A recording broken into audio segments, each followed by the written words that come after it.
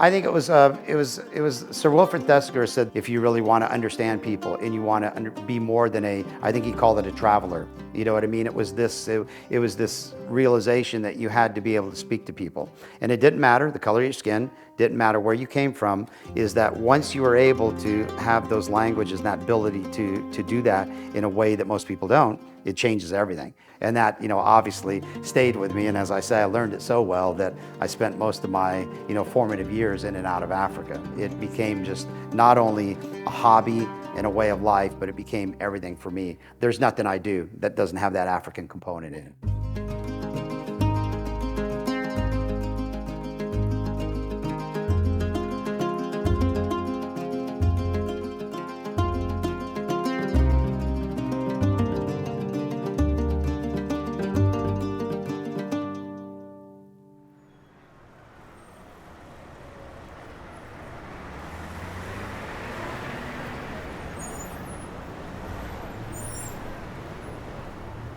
But this is a photograph, by the way, of the 26 crew that went in.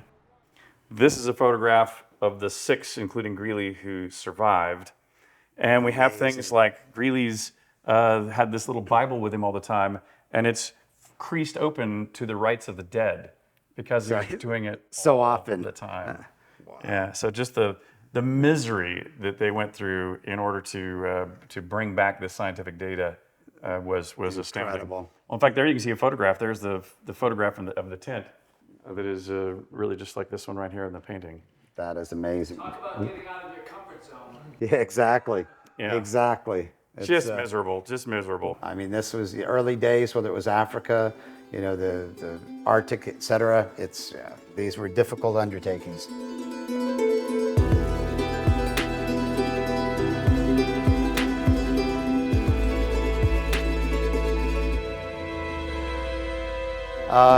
Grew up in Southern California, had a great, life as a child. My grandfather was a geologist, so had the pleasure of, being around incredible, uncles and grandfather, father that everyone loved the outdoors. So I have 2 older brothers, so we spent most of our days, like any child, running around, but we had an incredible place. We had the Mojave Desert.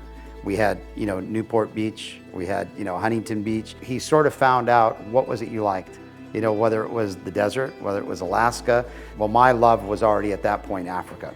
So he had an incredible library, all the great books. So I learned about the Royal Geographical Society, Livingston, Stanley, Burton, all these great explorations that I wanted to go on when I, got older.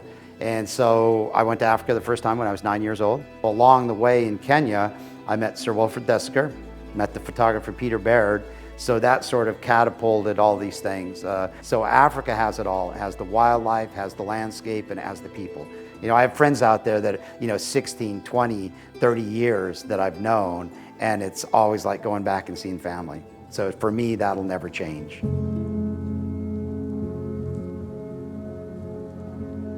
So a number of years ago, when I was in Papua New Guinea, we noticed that, hey, wouldn't it be cool? And it wasn't just Papua New Guinea, it was other places like the Tana River in Kenya, the Rufiji River, places where there's inlet, outlet, there's a way to go upriver, there's a way to go upstream, etc. And we always thought, well, wouldn't it be cool, instead of a tented camp here or taking vehicles, wouldn't it be awesome to have a vessel? A platform that we could work from and do all these cool things. So in 2018, my partner and I purchased the first vessel, which was 6711. And that really opened windows for us. I really wasn't much of a maritime guy before that. My whole experiences had been, Asia, Middle East, Africa, but land-based. And so a lot of, kayaking, canoeing, things like that, but never really from platforms like a support yacht. Didn't even know what a support yacht was until we started looking into it. So we purchased the first one from which was a Damen. It was exciting now to have this platform. You could sleep on it, you could fly off of it, and you can move it. So we never viewed it as a yacht, in terms of, white yacht, if you will. For us, it was a platform. It was a place to do all the incredible things that we wanted to do. And you're not beholden to a schedule. It's what you want to do and the schedule that you set up, and that's why it became such an incredible platform. So the new one that we're creating now, which is a purpose-built YS53, it's hull number 2, and it's an amazing platform. We've been able to put the staterooms into it, the dive shop, the things that we wanted that may have been lacking last time or were too big. And it still doesn't have, berths for, 20 people, but now we can put 6, 7 couples on, and it really makes a big difference. So that we can move people around, we can bring on researchers, and then more importantly, we can spend time on it, the kind of time that we want to. So we'll have some incredible tools on there. Icon A5, the small aircrafts, the Triton 3300 Pro that we're developing a new system and a new piece with Triton Submarines with Patrick Leahy's group. So that's going to be an amazing, tool that we have. Then we've got Nova Marine ribs. We're working with Voltari on some electric boats. But the platform itself, again, allows us to do things that we couldn't do otherwise.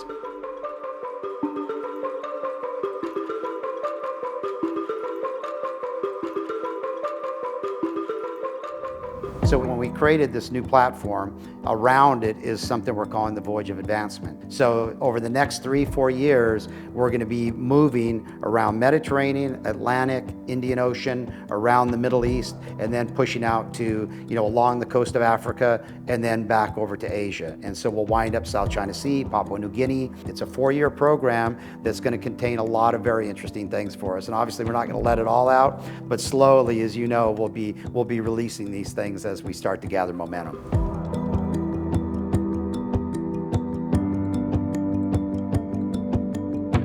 So, one of the things when you look at these indigenous communities, young people that really would not have the opportunity to do some of the things that we do if we didn't bring them on board. And that's where we're sitting right now. The Explorers Club has been phenomenal at bringing young people in of all ages, all groups, all walks of life, etc. And that's what makes this incredible. So for me, it's about bringing people into the fold and bringing young people in a way that they may not be able to if, it wasn't for the philanthropic side of the endeavors that we're undertaking. And this is why it's so important for young people to get involved in exploration and be around this, because they see all of these incredible things that have taken place here. And you say to yourself at some point, whether you're 12, 13, I can do that. You know what I mean? And that changes lives. And that's why it's so important for all of us to get out of our comfort zones, and experience things that we otherwise wouldn't experience.